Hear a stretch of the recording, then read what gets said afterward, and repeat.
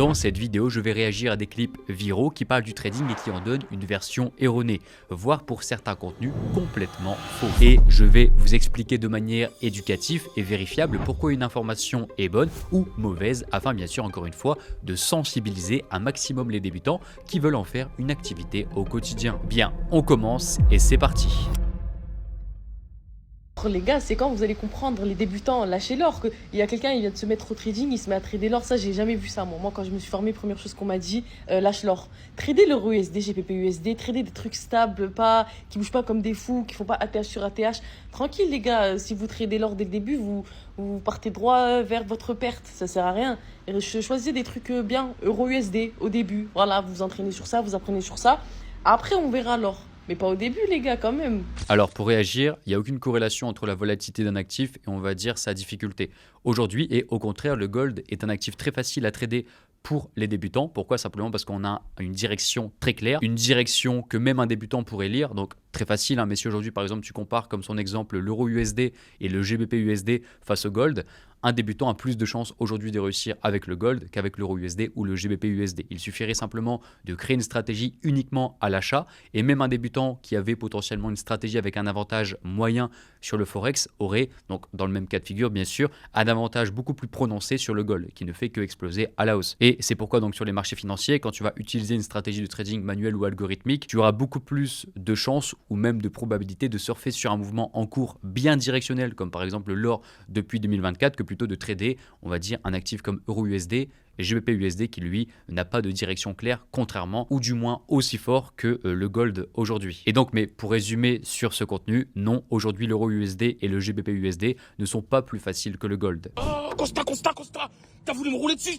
Oh, Mohamed BDJ, mon gars, je suis trop mal de ça, tu crois, bien tranquille ou quoi derrière, là. Eh, donne-moi 500 euros, s'il te plaît. Je vais t'apprendre à faire 500 balles par semaine, c'est mieux, frérot. Rejoins le groupe qui est directement dans ma description et tu sauras comment faire. Et là-bas, tu peux m'apprendre à faire 500 toutes les semaines. Ok, alors là, on est sur un contenu type plutôt vente de rêve avec une promesse bien prononcée. La promesse, c'est quoi? C'est 500 euros par semaine. Quelqu'un qui intercepte la personne, l'influenceur, qui lui demande de comment gagner de l'argent et que la personne lui dit qu'elle pourra faire 500 euros par semaine simplement en rejoignant son groupe. Donc bien sûr, un peu toujours la même thématique, un peu toujours la même approche, des belles voitures, des beaux habits, des belles montres, un cadre luxueux et quelqu'un qui un peu tourne ça de façon humoristique mais qui est bien réel parce que l'appel à l'action est bien présent. On a bien rejoint le lien dans ma biographie. Tu pourras faire simplement 500 euros par semaine. Et je pense que tu t'en doutes, mais si tu regardes cette chaîne, tu sais qu'il est impossible aujourd'hui d'effectuer une promesse future sur les marchés financiers et tu ne sais pas combien tu vas gagner, même pour les meilleurs traders, sur une semaine ou un mois donné. Donc dire que tu vas gagner 500 euros par semaine en cliquant sur mon groupe privé, donc encore une fois, on est plutôt sur un contenu vente de rêve, mauvaise information, pas destiné aux débutants qui veulent vraiment se former et qui veulent vraiment avoir de bonnes informations pour évoluer dans le trading. Que tu vois parler en RR en trading ne sont pas rentables. On a tellement normalisé ce mot que même des personnes non rentables prononcent le mot risk-reward, prononcent le mot R et voient le marché en R. Ils ne le voient plus en pourcentage, ils ne voient plus en termes de capital, ils voient le marché seulement en R. J'ai fait 10 R cette semaine, j'ai fait 15 R ce mois-ci. On ne sait même pas combien ils retirent et combien ils font concrètement. On ne sait même pas s'ils sont rentables, on ne sait même pas s'ils retirent vraiment du marché. On entend seulement ce foutu mot R. On dirait littéralement un jeu vidéo. On ne parle même plus en argent, on parle maintenant en R. Ils ont tellement pas respecté ce marché qui brasse des milliers de milliards que maintenant ils parlent en R. Et après ça, ils s'étonnent de ne pas être rentables. Ils s'étonnent qu'après des années, ils se demandent pourquoi ils ne sont pas rentables. Mais c'est parce qu'ils suivent tous ces mecs qui parlent en R. Ils suivent toute cette tendance sur ces réseaux sociaux du fameux mot R. Mais tant que tu respecteras pas ce marché, tu ne resteras toujours pas rentable. Parce que ceux qui sont vraiment rentables, ils respectent ce marché. Ils respectent la puissance qu'ils affrontent et surtout, ils ont des systèmes. Ils vont pas te parler en R, ils vont pas te parler en pips, ils vont pas te parler avec tous ces mots populaires du marché, tout ce bullshit du marché, mais ils vont te parler en système, en capital, en pourcentage et en argent retiré sur le marché. Parce qu'il faut revenir aux bases. On fait du trading pour retirer de l'argent. Pas pour parler en R, pas pour parler en pips, pas pour être dans un jeu vidéo. On le fait seulement pour l'argent. Ok, donc là on a une personne qui dénonce le fait que la majorité des personnes parlent en ratio risque-récompense, donc le facteur R, et plutôt que la majorité, donc les vrais traders, devraient plutôt parler en argent retiré, voire en pourcentage de capital. Alors c'est complètement faux parce qu'aujourd'hui si tu parles entre traders, donc ce qui est expliqué dans la vidéo, si tu discutes entre traders pour comparer la performance, tu ne peux que comparer en R, en facteur ratio. Pourquoi? Parce qu'aujourd'hui tout le monde a un capital différent, la personne A peut avoir 10 000 euros, la personne B peut avoir 20 000 euros et la personne C peut avoir 50 000 euros. Le problème, c'est que si ils veulent comparer leur performance ou même juger si un mois était bon par rapport à un autre, s'ils parlent en pourcentage ou en capital, on va dire retiré, ça n'a aucun sens. Pour juger la performance aujourd'hui en trading, c'est uniquement par rapport au facteur R, donc le facteur ratio risque-récompense. Combien tu as gagné de fois ton risque sur un mois bien donné. Et c'est comme ça que tu vas juger la performance de quelqu'un. Donc là, on est sur quelqu'un qui dénonce le fait de parler avec le facteur R, c'est plus, on va dire, pour les débutants, alors que c'est plutôt l'inverse.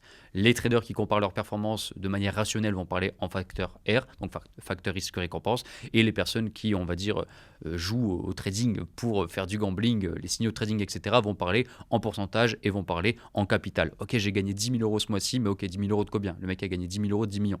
Ça n'a aucun sens. La performance, elle n'est pas folle. Quelqu'un qui va dire, ok, j'ai gagné 10 R sur un mois, donc c'est 10 fois son risque. Donc là, c'est quelque chose d'incroyable. Parce que si la mise était de 1 et que la personne a gagné donc 10 R sur un mois, donc c'est une très belle performance de trading. Clairement impossible de gagner de l'argent sur les marchés financiers en utilisant l'outil de retracement Fibonacci. Ah ouais? T'es sûr? Eh bien, regarde ça. Faisons le test sur une semaine en M30 sur le Bitcoin. Lundi 16 février, 11h30, on a ce plus haut qui a fait ce plus bas, qui vient de se faire casser par ce nouveau plus haut. Nous sommes donc haussiers, nous allons chercher un achat, nous allons utiliser le Fibonacci pour trouver notre zone d'entrée. Nous préparons notre achat comme ça, dans la zone OTE, de sorte à avoir un stop loss sous le dernier plus bas et un TP au break of structure sur le plus haut. Et bien évidemment, on va viser 2R. Premier trade, déclenché ici. TP là. Deuxième trade, stop loss. On passe donc baissier, on va chercher une vente. Donc du coup, j'ai pris le dernier plus haut qui a créé le plus bas, j'ai étiré le Fibo, on s'est fait déclencher juste ici et là, on a TP. Ce dernier plus, mais boum, TP touché. L'heure est maintenant au bilan. 1, 2, 3, 4, 5, 6. 6 trades pris, 4 trades gagnants, 2 trades perdants, 4 fois 2R réalisé, donc 8R. 2 fois 1 R perdu, donc moins 2 R est égal plus 6 R. Tu risques 1% sur chacune des positions. Tu ressors de la semaine avec plus 6%. C'est pas magnifique? Bien évidemment, il y aura des semaines encore plus belles que celle-ci, mais d'autres semaines beaucoup moins belles. Mais backtest cette stratégie Fibonacci plus structure de marché sur du long terme et tu verras que tu en sortiras gagnant. Ok, donc là on est sur une personne qui défend, on va dire, le fait que c'est impossible d'être rentable avec une stratégie basée sur Fibonacci. Et la personne nous explique donc pour défendre, on va dire, sa stratégie ou même la méthodologie Fibonacci, de tester la stratégie, donc de montrer des résultats sur une semaine. Le problème c'est qu'aujourd'hui, une semaine ne veut rien dire et même le mec le moins compétent du monde sur n'importe quelle méthode, donc même la méthode la plus simpliste, pourrait réaliser des performances très positives sur un mois, sur des semaines. Ce qui veut dire simplement que les gains en trading, et même les résultats en trading en général sur du court terme, sont aléatoires. Et une semaine n'est pas suffisant pour simplement quantifier le fait qu'une stratégie est rentable et qu'elle procure un avantage. Okay, une stratégie de trading, pour qu'elle soit rentable, elle doit tester sur différents moments du marché. Donc cycle économique, ça peut être pendant les crises, pendant les marchés baissiers, pendant les marchés haussiers, pendant les marchés en range, différents mandats potentiellement de présidents impactant le monde et aussi donc divers moments économiques. Et là, oui, ok, tu pourras voir si la stratégie est rentable. Mais si aujourd'hui, par exemple, pour défendre un cas comme Fibonacci, tu utilises une semaine sur un graphique et que tu te dis que, ok, regardez, c'est rentable, sur cette semaine, tu pourras faire de l'argent, c'est faux.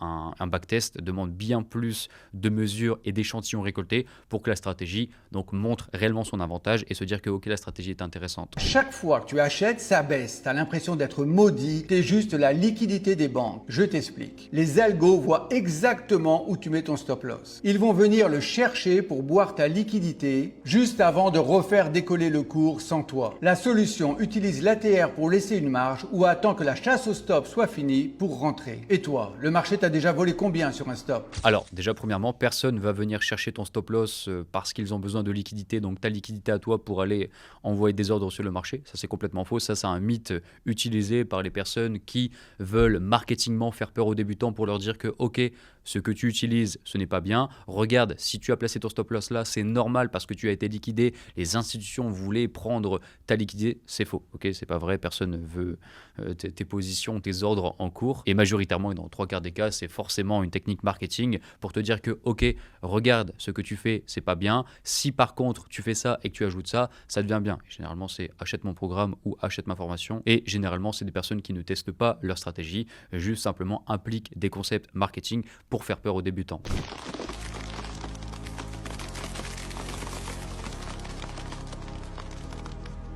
Alors, je trouve ce contenu intéressant. Pourquoi? Parce que donc c'est moi après avoir passé 10 heures devant les graphes pour au final finir à break-even. Qu'est-ce que ça nous laisse simplement dire? C'est qu'aujourd'hui, le temps investi ne sera jamais proportionnel au gain que tu vas faire. Et c'est pourquoi je conseille à tous les débutants, même avancés, experts, de ne jamais passer plus de temps en trading qu'il ne le faut. C'est-à-dire quoi? Si aujourd'hui tu utilises 30, 40 heures, 50 heures dans ton trading par semaine, alors que tu peux avoir des semaines, des mois, des trimestres négatifs, je le rappelle encore une fois, mais des traders comme Etsy Kota qui ont passé donc de 5 000 $ à 15 millions de dollars, effectuent aussi des années négatives. Ce qu'il faut faire donc en trading, c'est chercher pas la méthode donc la plus profitable, même si ça fait partie on va dire des critères, mais chercher une méthode simplement qui demande le moins de temps. Parce que oui, aujourd'hui, en trading, le temps investi ne sera jamais proportionnel au gain que tu vas générer sur les marchés. J'en ai marre d'avoir sous mes vidéos des personnes qui disent « Ah là là, les chartistes, ah là là, ils tradent avec les bougies, oh là là, ils tradent avec les concepts ICT. » Après, tu vas sur leur compte, tu te rends compte qu'ils tradent avec de la macro, ils tradent avec de l'order flow,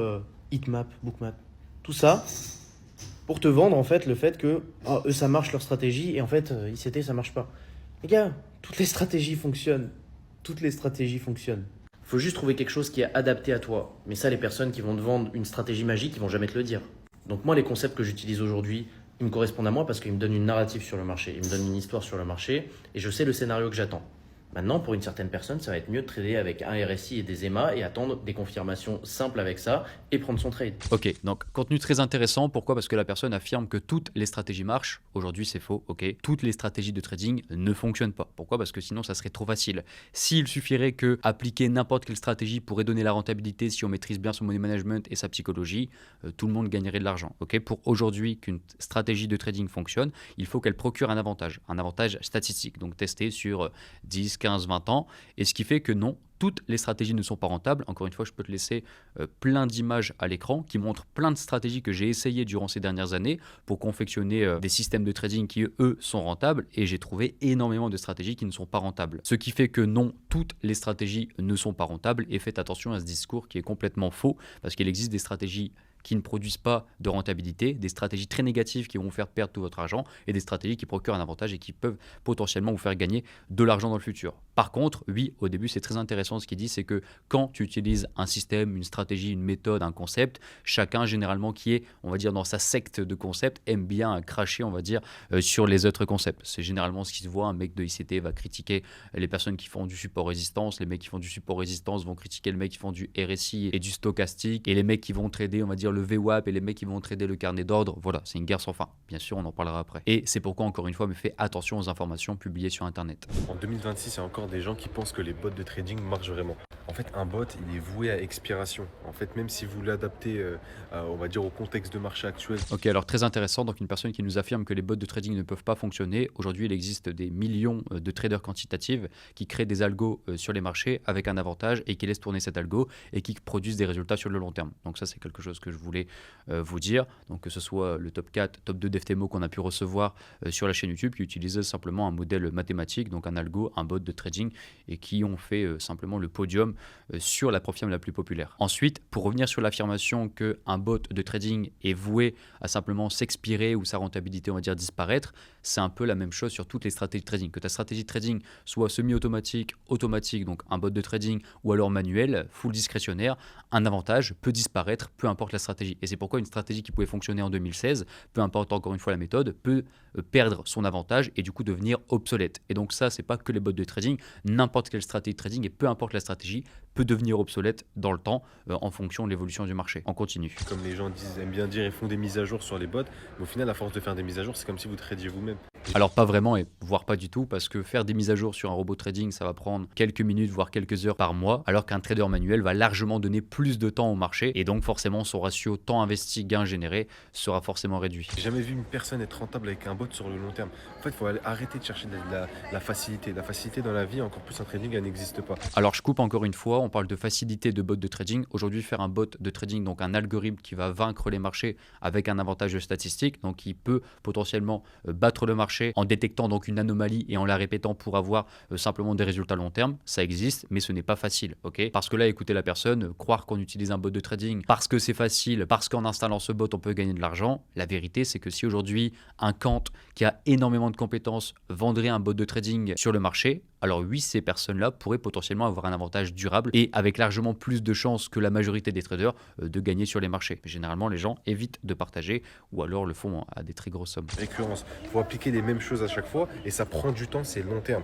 Et si vous n'êtes pas prêt de l'accepter, c'est que vous n'êtes pas prêt à faire du trading. Il faut arrêter d'aller chercher des failles dans l'algorithme. Les bots, ça ne marche pas. Ils n'ont jamais marché, ils vont marcher sur un petit laps de temps, vous allez avoir des résultats, ils vont vous vendre ça des milliers d'euros et au final, à un moment donné, ça va cramer tout votre compte. Et encore plus en propre firme. De toute façon, la plupart des propres firmes n'acceptent pas les bots. Donc... Alors ça c'est faux. Encore une fois, top 2 FTMO, top 4 FTMO utilisent des algos. Et encore une fois, on fait des payouts extraordinaires, comme Stéphane qui a fait 180 000 $ en moins de 6 mois et simplement en trading algorithmique. Et donc les propres firmes acceptent les robots trading. Parmi le leaderboard, j'imagine que beaucoup utilisent aussi le trading algorithmique. Ils vous disent, je vais faire un passage propre firme avec un bot, etc. Fuyez, ça n'existe pas. Maintenant, sortez-moi une personne et sortez-moi un bot qui a marché plus de 1 an avec des résultats, avec un vrai track record que les gens ont approuvé et testé. Ça n'existe pas. Arrêtez de chercher de la facilité, backtester, ayez une stratégie, laissez le temps faire. Alors la personne se contredit. Pourquoi? Elle dit en gros laissez les bots de trading donc sur le côté. Elle dit aussi backtester, laissez ça de côté. Le problème c'est que backtester, ça revient aussi à faire potentiellement un bot de trading. Quand tu vas backtester une stratégie sur les marchés, donc tu vas repérer une anomalie que tu vas répliquer, regarder si cette anomalie fonctionne et ensuite du coup si ça a fonctionné, utiliser cette anomalie dans le futur, donc ce qui est très bien, mais le problème c'est que certaines personnes, au lieu de répliquer cette anomalie manuellement, ils vont prendre cette anomalie, la codifier, créer un système automatique et donc un bot de trading. Donc c'est quoi la différence entre quelqu'un qui traîne manuellement une anomalie X et quelqu'un qui va trader donc mathématiquement automatique une même anomalie X? Il n'y a pas de différence, enfin, du moins c'est pas parce que tu l'utilises manuellement que tu auras plus de chances de gagner et généralement tu as plus de chances de gagner, bien sûr dans certains contextes, si c'est fait de façon mathématique parce que tu n'as pas les émotions et tu n'as pas les problèmes de spread d'exécution. Continue. Faire et une vision long terme, et il n'y a que ça qui marche. Il n'y a pas de méthode miracle, ni de stratégie miracle. Et pour terminer, mais je ne connais pas cette personne, mais c'est vrai ce qu'elle dit à la fin, il n'y a pas de méthode miracle, il n'y a pas de bot miracle, etc. Mais quand même, les bots de trading fonctionnent et peuvent fonctionner pour les traders quantitatifs qu'ils arrivent à dégager un système, on va dire, profitable. Even if he caught him and brought him back to the colony, he would immediately head right back for the mountains. Putain, je pensais pas marcher aussi loin. Comme quoi, quand on croit en soi, qu'on fait des choses différentes, on peut avoir des résultats différents. D'ailleurs, si jamais c'est quelque chose qui t'intéresse et que tu as envie d'être comme ce pingouin, un petit peu différent, je te propose de rejoindre le bootcamp Vive du Trading. Pendant 5 jours, je vais t'apprendre tout ce que tu dois savoir pour vivre du trading. Les stratégies, les indicateurs à avoir et comment te former de la manière la plus optimale sans perdre du temps à regarder plein de choses sur internet. C'est quelque chose qui t'intéresse, l'événement est totalement gratuit. Clique sur le lien juste en bas et rejoins-nous sur le webinaire du 1er mars à 20h. Ça va être un événement de malade, on n'a jamais organisé ça. Ok, donc là on est sur une annonce assez frappante, hein. C'est quelqu'un qui annonce qu'en 5 jours tu vas tout connaître sur le trading grâce à son webinaire qui sera à 20h, etc. Donc déguisé en pingouin avec une super carte derrière. Je ne sais pas trop quoi en penser, mais c'est toujours un peu le même schéma, hein. Alors pour expliquer le système, c'est généralement quoi? Une personne va organiser une conférence, un webinaire, un challenge, 3, 2, 5 jours, ok, va vous dire encore une fois qu'une nouvelle opportunité existe et ces personnes-là, que ce soit dans le e-commerce, dans le trading, etc., vont essayer de capter votre attention avec de la publicité ou une série de shorts avec des hooks puissants, comme potentiellement celui-ci transformé en pingouin avec une super carte. Et ici, la promesse, c'est quoi? C'est vivre du trading, donc tout apprendre en 5 jours. Et tu t'en doutes, mais ce n'est pas gratuit. Donc oui, tu peux y assister gratuitement, mais le but de cet événement, c'est que sur ces 5 jours, à la fin, tu puisses sortir ta carte bleue et que tu puisses payer la formule ou simplement le produit qui va être proposé. Et si bien sûr, quand tu rentres le premier jour, tu sais très bien que tu ne vas pas acheter, avec toute la méthode marketing qui va être mise en place, au bout du 5e jour, tu vas forcément acheter. Et pour conclure sur la morale de ce short, non, il n'existe aucune méthode miracle. Ce n'est pas un bootcamp qui va changer ta vie. Et encore une fois, mais arrêtez de vous faire avoir par ce type de marketing qui va absolument vous mener nulle part. Pour être rentable en trading, on peut avoir des ratios neutres. On peut risque-reward 1 pour 1. C'est vrai ou c'est faux? Et moi, j'ai des ratios, des risk-reward inversés, moi. Moi, c'est-à-dire qu'en fait, les gens pensent que... Oh, ça j'adore. Alors là, on va s'enfoncer dans une brèche. J'adore ce que tu viens de dire. On n'est pas obligé d'avoir des risques-reward de 2 ou de 3 pour devenir rentable en trading? Mais c'est ce que pensent les gens, il faut faire l'inverse. Je veux dire, pour gagner en bourse, d'accord? Moi, aujourd'hui... 0,2, 0,3, 0... Regarde, je vais te dire un exemple. Moi, aujourd'hui, quand je vais gagner 100 balles, je mets peut-être 3000 sur la table. Et putain, mais qu'est-ce qu'il raconte, lui? Oui, là... 3000 pour gagner 100 balles? Ouais, à l'instant, tu pourrais dire c'est fou. Ouais, mais si je fais 50 fois et que je gagne 49, non, c'est quoi ton win rate? Alors, pour couper sur ce contenu, donc risquer 3000 € par position pour potentiellement donc gagner 100, on est sur un RR donc complètement inférieur à 1. Et donc, ce qui s'ensuit, c'est que si je gagne 49 fois sur 50, potentiellement, je serai rentable. Tu es complètement rentable si tu gagnes 49 fois sur 50, mais donc, on aurait potentiellement un win rate. Attendez, je continue. Je fais 50 fois et que je gagne 49. Non, c'est quoi ton win rate derrière? Donc voilà, il faut associer ton risk-reward, qu'on va appeler, par rapport à ton win rate. Et en fait, pourquoi les gens, tout à l'heure, tu me posais la question, pourquoi les gens ils perdent? Parce que les gens lisent et essaient d'appliquer ce qu'ils voient sur Internet. Ah, il faut faire un risk-reward de 1 pour 1. Il faut prendre peu de risques pour gagner gros. Je mets 200 de stop pour gagner 1000. Et moi, je vais te dire que pour gagner, il faut faire l'inverse. Il faut aller chercher 200 pour mettre 1000 sur la table. Tout est inversé. Alors, je ne suis pas vraiment d'accord et je viens de faire le calcul, mais du coup, si la personne target 100 $ et potentiellement risque 3000 $, on est sur potentiellement être rentable. Il faudrait donc 97 trades gagnants, 3 stop loss qui ferait simplement donc 97 fois 100, tu gagnes 9700 $. Et sur 3 pertes, donc uniquement 3 pertes, tu perds 3 fois 3000 € et donc 9000 $. Ce qui fait que simplement avec 100 trades, donc 97 gagnants, 3 loss, tu aurais gagné 700 $. Maintenant, la métrique qu'il faut prendre en compte, c'est que si cette personne ajoute une seule position perdante donc dans sa métrique des 100 trades, donc on passe de 97 à 96 trades gagnants, on passe de 3 positions perdantes à 4 positions perdantes, ce qui ferait simplement donc en gain 9600 $, perte 12 000 $ et des résultats donc moins 2400 $ avec 96 trades gagnants et 4 trade perdant. Alors, je préfère vous le dire, mais je ne connais pas cette personne, mais à moins d'avoir une prédiction proche de 100%, ce type de trading ne peut pas fonctionner. Pourquoi? Parce que ce qui voudrait dire que pour être très performant, il faudrait battre 97% de précision sur un grand échantillon de trades, ce qui est potentiellement faisable, mais là où j'ai du mal à croire, c'est que potentiellement, si une seule position perdante pourrait, on va dire, ruiner ta rentabilité. Donc, on reprend l'exemple des 97 wins jusqu'à 96 wins. Si potentiellement, sur une de ces opportunités de trading, une annonce économique ou une annonce extérieure qui n'était pas prévue survient et touche directement le stop loss, alors la non-rentabilité pourrait être atteinte uniquement à cause de ça. Parce qu'encore une fois, une position perdante à moins 3000 et un take profit à 100 $, à moins d'avoir plus de 97%, 98% de chances de gagner un trade, c'est mathématiquement impossible. Et pour mon avis et pour terminer par rapport à ce contenu, je dirais même qu'en trading, comme on n'a pas la puissance de calcul d'un ordinateur comme potentiellement ce que peuvent avoir BlackRock sur Aladdin ou X, chercher à avoir 100% du win rate, donc 100% de chance de gagner un trade, c'est quasiment impossible, c'est impossible pour moi. Et que en tant que trader particulier, plutôt se concentrer sur je risque peu pour gagner plus d'argent plutôt que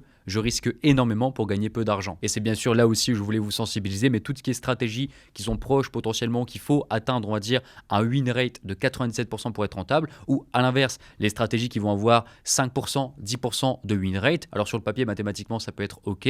Le problème, c'est qu'on va prendre la première avec 10% de win rate. Si tu fais 10 loss d'affilée, ensuite, potentiellement, tu fais un take profit, 10 loss d'affilée, et au moment où tu devais faire le take profit, tu as, on va dire, une annonce économique ou un facteur aléatoire qui rentre en jeu et qui balaye, on va dire, ton opportunité. Tu vas te retrouver à faire 10 stop loss d'affilée, et avec un peu de malchance sur une année donnée, tu pourrais simplement transformer des résultats qui étaient prometteurs sur un backtest à 0 gain en trading. Et ce qui est pareil, mais avec un risque complètement démesuré et un gain très faible. Si ne serait-ce que tu perds un trade de plus, alors simplement la rentabilité pourrait disparaître de la performance annuelle. La probabilité que tu montes un compte de 500 à 10 000 € en risquant 1% par trade uniquement, elle est proche de 0 parce que tout est une question de probabilité.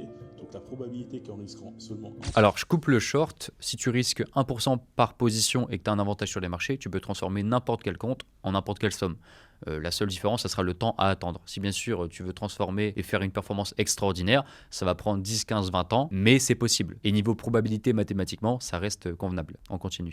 1% par trade, tu montes à 10 000 €, 15 000 € de profit, elle est quasi nulle. Donc si tu veux pas m'écouter, écoute les probabilités. Donc c'est de la merde de vouloir risquer 1-2% sur des petits capitaux. Alors, non, c'est pas de la merde, parce que si la stratégie donc demande par rapport à son drawdown management de risquer très faible, alors tu dois risquer très faible. Tu veux vraiment trader sur ton propre capital en déposant de l'argent sur un broker, risque, pour moi, minimum 5% par trade. Ok, donc là on est sur une personne qui conseille à des personnes qui ne connaissent sûrement pas, ok, dans les commentaires, via sa communauté, de risquer 5% par trade sans potentiellement connaître les drawdowns max ou moyens des stratégies que vont utiliser, on va dire, ses élèves ou alors la communauté. Parce qu'encore une fois, quand tu postes un contenu sur un réseau, TikTok, Insta, YouTube, tu dois comprendre que tu n'es pas derrière l'écran de la majorité des gens. Et donc, tu ne peux pas conseiller 5% par position parce que ça tombe, encore une fois, cette personne-là utilise une stratégie avec un drawdown max de 25. Et si cette personne donc t'écoute, tu fais 25 fois un trade perdant, 25 fois moins 5%. Et tu peux dire donc adieu à ton compte de trading. Et c'est un débat qui revient souvent, mais on voit des gens dire oui, risquer 1%, c'est de la merde, tu vas pas faire d'argent avec ça. Ou alors, ouais, tu dois risquer beaucoup plus pour faire de l'argent. En fait, ça fonctionne pas comme ça le trading. C'est pas parce que tu risques 1% ou 5% que tu es quelqu'un de plus intelligent ou quelqu'un qui veut faire de l'argent. Non, ça fonctionne pas comme ça. Comment ça fonctionne?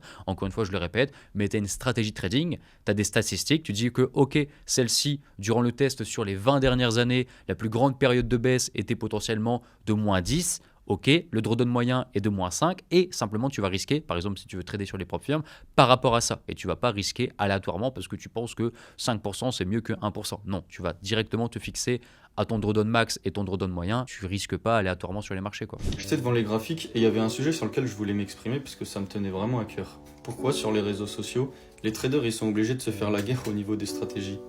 Parce que pour moi, le trading c'est un domaine où il y a toi, le marché et tes compétences. C'est tout. Alors il y a toujours Pierre, Paul ou Jacques qui vont ouvrir leur bouche, qui vont dire « Ah mais ta stratégie marche pas, mais ta stratégie elle fonctionne pas, viens tester la mienne. » Moi dans ma façon de voir les choses, t'es rentable avec support résistance, tant mieux. T'es rentable avec l'analyse fondamentale ou l'order flow, tant mieux. Ou encore t'es rentable avec ICT, mais tant mieux.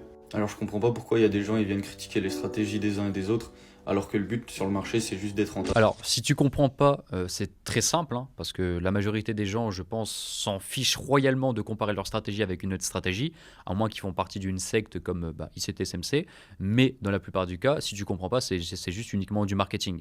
Si quelqu'un te dit que si tu utilises ça c'est mal, utilise plutôt ça, simplement soit qu'il veut te vendre un service derrière. Mais en général, quelqu'un qui gagne sur les marchés ne va jamais aller sur une autre méthodologie, je sais pas, un autre influenceur, écrire dans les commentaires ce que tu fais c'est de la merde, c'est nul, utilise plutôt ce que j'utilise. Donc la guéguerre, on va dire sur les réseaux sociaux, des méthodologies, que ce soit, je sais pas moi, support résistance, si c'était SMC, order flow, carnet d'ordre, le VWAP, les indicateurs techniques, c'est uniquement une guerre marketing et ce n'est en aucun cas une guerre rationnelle statistique faite par des vrais mathématiciens, des vrais traders. Non, parce que si aujourd'hui on devrait comparer les stratégies, tout le monde devrait fournir un document de sa stratégie et là oui on pourrait les comparer. Mais dire ça c'est nul, donc utilise ça. Et ouais, toi par exemple, Fantôme, je te connais pas, mais si tu utilises une méthode, on dénigre ta méthode, c'est uniquement par but marketing ou alors sectaire. Il n'y a aucune logique aujourd'hui à critiquer une méthode d'une autre si le mec fait de l'argent en trading. Et là où je rebondis quand même, si quelqu'un critique une méthode, la seule façon légitime de critiquer, on va dire, une méthode, ce serait de tester la méthode, potentiellement identifier si elle n'est pas rentable, et donc là oui, pouvoir juger qu'une méthode ne fonctionne pas ou ce que la personne utilise n'apporte pas d'argent. Là oui, dans le cas où il a testé mathématiquement, il n'y a pas de problème. Mais s'il n'y a pas de test, il n'y a aucune utilité ou même aucune raison de critiquer un concept. Lorsque je rentre sur un support ou une résistance, je ne mets pas de stop loss. Je coupe donc mon trade en perte ou en profit lorsqu'un scénario d'invalidation à mon plan initialement prévu apparaît. Quand vous y réfléchissez, c'est totalement con de mettre un stop loss en fait. Alors je coupe directement la vidéo. Tu peux placer un stop loss à un endroit qui invalide ton scénario. Dans le cas où toi tu trades les supports et les résistances, donc je te connais pas, encore une fois je connais personne de cette vidéo, mais si tu places, on va dire un achat sur un support, si tu places un stop loss en dessous du support, c'est invalidation de la théorie de dos si le marché vient toucher ton stop loss.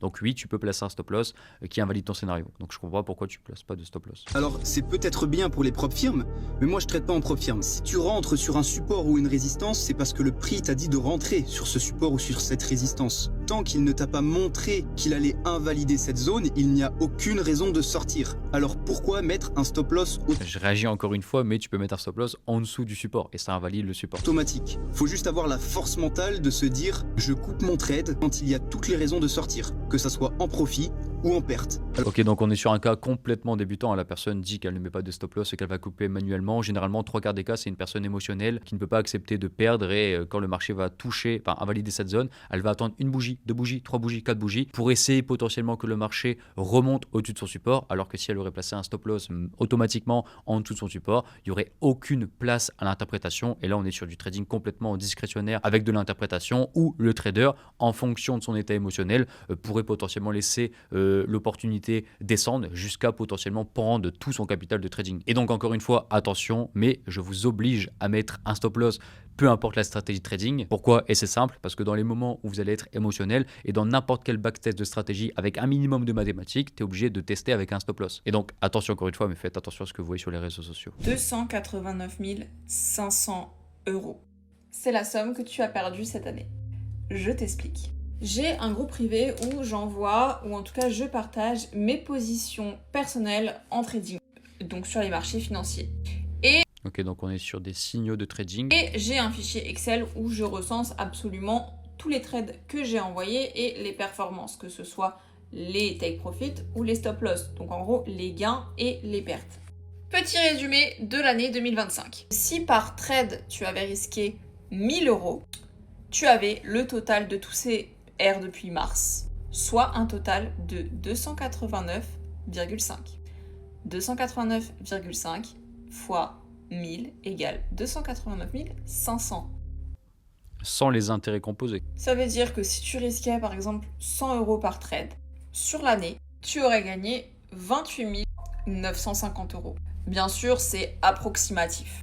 C'est si tu as pris tous les trades, tu sais ce qu'il te reste à faire pour 2026.